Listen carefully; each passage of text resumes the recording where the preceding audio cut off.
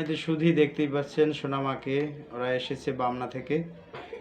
মূলত আমার উদ্দেশ্য হলো দেরি হয় হোক, কিন্তু রুগী সুস্থ করতে হবে। বাবার কমপ্লেন হলো কি, সব কিছু বোঝে কিন্তু কথা বলতে পারে না, তাই তো? কথা বলতে পারে না। জন্ম হয় 1 বছর মানে 1 মাস অ্যাডভান্স।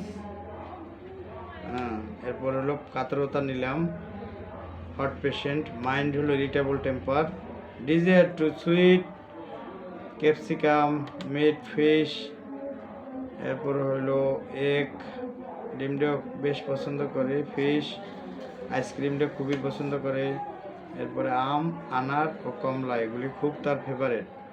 এরপর অ্যাগ্রাভেশন তেমন কিছু পেলাম না, অ্যাগ্রাভেট নেই।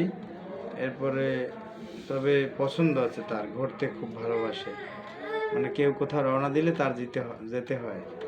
এবার বুট হয়ে ঘুমায়, তোমার ফেজ উঠাইতেছি না, হাত দিয়ে লাগবে। বাবু বুট হয়ে ঘুমায়। এরপরে বাবু পেটে থাকাকালীন মায়ের কমপ্লেন ছিল ইউরিন অ্যাবসেস ও জিনগত বাত ব্যথা ও জিনগত আরও অনেক কমপ্লেন আছে, যেটা মানে বেবি কনসেপ্ট করতে চায় না, আর কুকুর এগুলি। আর ওর মায়ের হলো মানে ইমব্যালেন্স হরমোনের ব্যালেন্স ঠিক থাকে না। এরপরে জিনগত যেটা দাদির বাত ব্যথা, ইউরিন অ্যাবসেস, অ্যালার্জি আছে পিতার, নিউমোনিয়া, ঠান্ডাজনিত সমস্যা, সাফার করে পিতা ছোটবেলা থেকেই, পিতা এগুলো সাফার করে। এরপরে দাদি ওই যে ফুপু বাবু কনসেপ্ট করতে চায় না।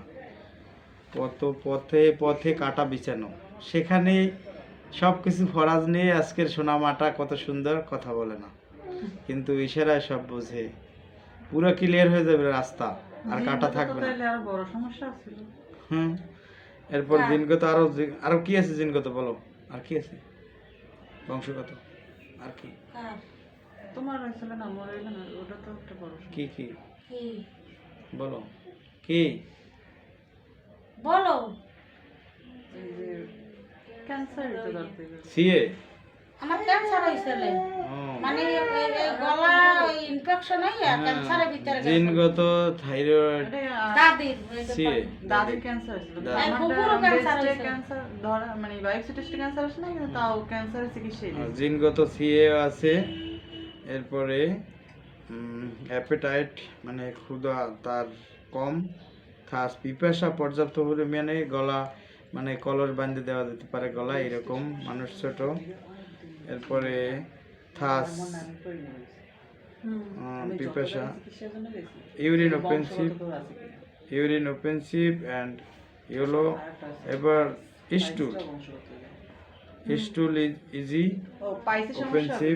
হ্যাঁ, সাহসী সন্তান বাবু, সর্দি কাশি বর্তমানে যেটা সাফার করতেছে, কিন্তু রেগুলার বাবার সর্দি কাশি থাকে। এদিকে ফেরো, আমার ছবি দেখি তোমার পাশা উঠবে নাকি? হ্যাঁ, কি অবস্থা? তুমি আমার দিকে ঘুরে থাকো কেন? পরে তো মানে আত্মীয় পাতাবান আমার সাথে, এক ডোজ ওষুধ খাই, দ্বিতীয় ডোজে কিন্তু ভালো লাগবে না। হ্যাঁ, এদিকে তাকো সোনামা, এদিকে তাকাও, এদিকে তাকা আমার সোনামা। মাকে দেখতেই পাচ্ছেন, মা শুকনা একদম, ডল সিলিন্ডার, ন্যারো চেস্ট। বাবা আর খোলা লাগবে না। জিনগত রেকটামের সমস্যাও আছে, তাই তো বলছে ফুপু। আচ্ছা, সব সমস্যা সমাধান হয়ে যাবে। বাবাকে প্রথম ডোজ মেডো হবে, কারণ মেডোর সিমটম সব আছে। যদি ত্রুটি হয়ে থাকে, ভারত বাংলার আমরা যারা গুরুজি ডাক্তার রবীন বর্মন স্যারের শিষ্য আছি, বা গুরুজি সময় পেলেই ভিডিওটি দেখবেন, কমেন্ট করে জানাবেন। আমাদের এইটা যেন আর একটি সফল কেস হয়। এরকম বড় বড় জটিল যত কেস আছে সবই তো সফল হয় সৃষ্টিকর্তার আশীর্বাদে, আশা করি এটাও হবে। দাঁতও কাটে বাবু, দাঁত কাটে, ঠোঁট কামড়ায়, নাক খোটে, মুখ খোটে, দাঁত কাটে মানে নখ কাটে না, নখ কাটে না, কিন্তু এইটা হয়। আমরা ভাবি কি জানেন, যে ওর আমার তো কাছাকাছি বাচ্চা আসছে, ওই জন্য করে কিরকম দেখে না, আমি ভাবি যে ওর শুইতে শুইতে ঘুম করে। এটা একটা অটিজমের সিম্পটম। তাই? কিন্তু ওই এই বর্তমানে একটা এই ডিলারের নাতি আছে একটা। ওই সুইতে মোটা হয়ে গেছে ওই দেন ওই এই বর্তমানে আমাদের এই পাশাপাশি একজন আছে, আমার আরেকটা মা, এর 3.5 মাস চিকিৎসা ঢাকায় বাসা রেখে দিয়েছে, পরবর্তীতে এই জায়গায় এখন চিকিৎসা চলে। সেও ওট কামড়ায়, তারও ইরিটেবল টেম্পার, অটিজম, তাও সুস্থ হয়ে যাই আশা করি। এক ব্যায়াম কর্মকর্তা হয়েছে, এক বাবু কনসেপ্ট করতে করে না, সঞ্জয় বাবু এর ওয়াইফের, তিনিও তারও বাবু কনসেপ্ট করছে, গলব্লাডার স্টোন দেখতে পাতো, তাও গেছে। যত বড় জটিল কেসগুলো একটু আগে দুপুরে ভিডিওতে বলে গেছি যে কত আর অপেক্ষা করবো। চলে গেলাম বাসায়, বাস টাস তোমরা যত যা লাগে সাইসিটিসি চললেই আমার দ্বারে, আর কিছু করার নেই, বিভিন্ন চিকিৎসা দিয়ে।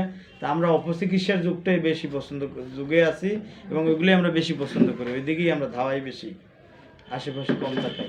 তো ভালো থাকবে না আপনারা বা আপনার লোক, আপনাদের কি বলবো, কাছের লোকেরাই তুল্যপাল্টা করে। আচ্ছা, তো সকলের জন্য শুভকামনা রইল।